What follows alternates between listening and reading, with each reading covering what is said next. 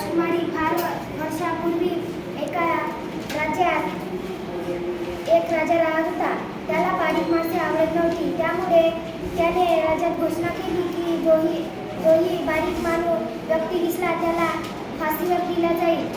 त्यामुळे काय झाले, राजाची मुलगी खूप लट्ट झाली. तिला एका जागेवरून दुसऱ्या जागेवर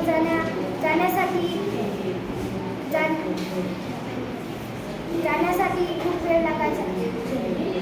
ती कोणतेही काम करू शकत नव्हती. त्यामुळे राजाने घोषणा केली की जोही माझ्या मुलीचा उपचार करेल त्याला अर्धे राज्य बक्षीस मिळेल व तिच्याशी लग्न करण्यात येईल.